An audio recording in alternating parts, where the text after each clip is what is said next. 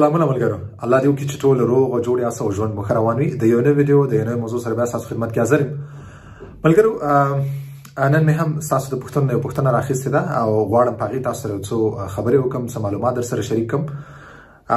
ملګرو، نن سبا مانه دغه پوښتنه ډېره زیاته کېږي چې مانه یو ساعت انټرویو واخیسته، مانه 25 دقیقې انټرویو واخیسته، مانه 2 ساعته انټرویو واخیسته، مانه 3 ساعته واخیسته، یو نیم ساعت واخیستله.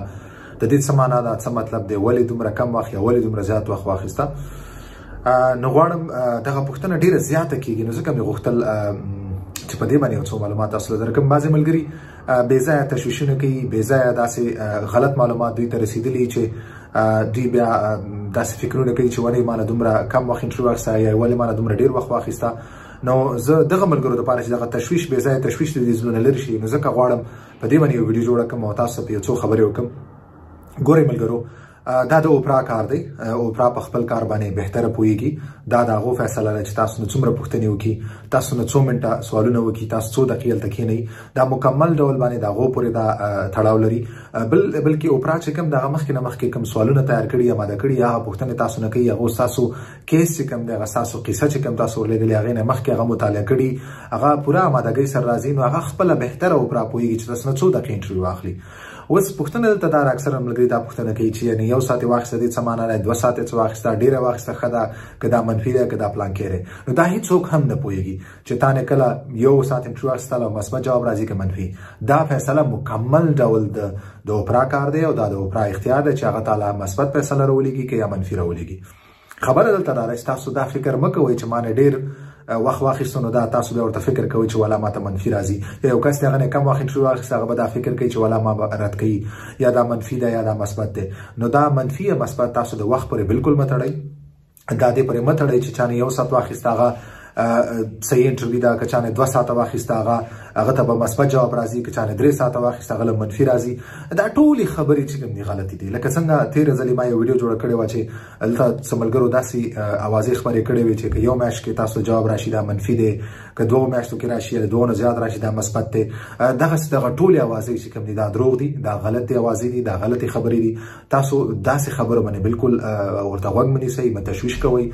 دا فیصلې چې کوم دي مکمل ډول باندې د اوپرا کار دی او اوپرا هېڅکله هم په دې باندې فیصله نه کوي چې یو کس نه 30 دقیقې انټرویو والا، یو کس نه 2 ساعته واخله هغه ته منفي ورکړې، بل نه ډېره واخله هغه ته مثبت ورکړې. نو دا ټولې غلطې خبرې دي. اوپرا خپله فیصله خپله کوي او هغو خپل څه حدود لري، په هغو حدودو باندې هغه فیصلې کوي، هغه ستاسو ټول معلومات لري، معلومات اخلي او هغې نه بعد هغه فیصله کوي. تاسو اوري، تاسو پوښتنو څنګه جوابونه ورکوئ، هغه تاسو نه ټول معلومات جمع کوي او بیا فیصله کوي. نو دا د هغوی په خوښه ده چې تا نه 1 ساعت انټرویو اخلي یا تا نه 2 ساعته والي یا تا 3 ساعته کښېنئ. دا د مکمل ډول باندې د هغوی خوښه ده چې تاسو نه په کم اړخ کې پوښتنې وکړي. نو تاسو دې ته تشویش مه کوئ.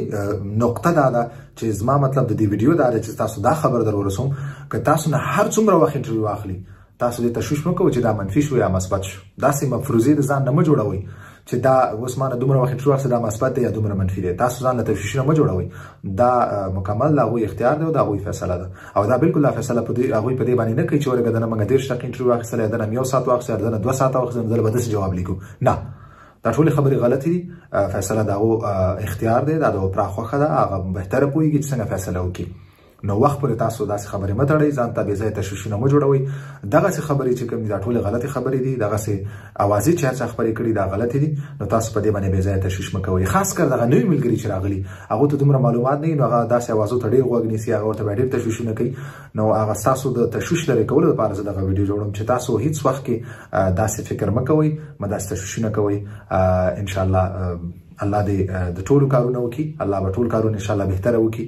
او تاسو دغسې بې ځایه د وخت نه مخکې ورته تشویشونه مه کوئ، مه ورته خفه کېږئ او مه په داسې خبرو باندې عمل کوئ. بلکې دغه ویډیو تاسو ملګرو سره شریکه کړئ، ملګرو ته ووایئ چې داسې خبرې چې کوم دي داسې اوازې ټولې غلطې دي. نو ملګرو، دغه وه نننۍ موضوع، یو څو خبرې. تاسو کوشش وکړئ خپلې پوښتنې ماته زما په یوټیوب چینل باندې ماته پرېږدئ. د کمنټ په سیکشن کې تاسو خپله پوښتنه پرېښودلی شئ. زما دپاره به دا یو ځای او زه به اسانه ستاسو د پوښتنو جواب درکولی شم. بل اکثرا ملګري دا ګیله کوي چې تا زما د کمنټ جواب رانه کو په فیسبوک باندې یا په ټیک ټاک باندې یا بل ځای کې نو زما ټول ملګرو نه دا غوښتنه چې تاسو خپلې پوښتنې دلته په یوټیوب سیکشن کې ماته په یوټیوب چینل باندې پرېږدئ نو زه به تاسو پوښتنې راخلم او هغې باندې تاسو ویډیو جوړم که چیرې هلته تاسو ته په لیکلو جواب نه درکوم دې مطلب دا دی چې هغه ستاسو پوښتنه باندې زه ویډیو جوړم په راتلونکي وخت کې نو تاسو تشویش مه کوئ انشاءالله زه به ستاسو د پوښتنو خامخا جواب درکوم د بلې ویډیو پورې په لاس بارم په مخامخ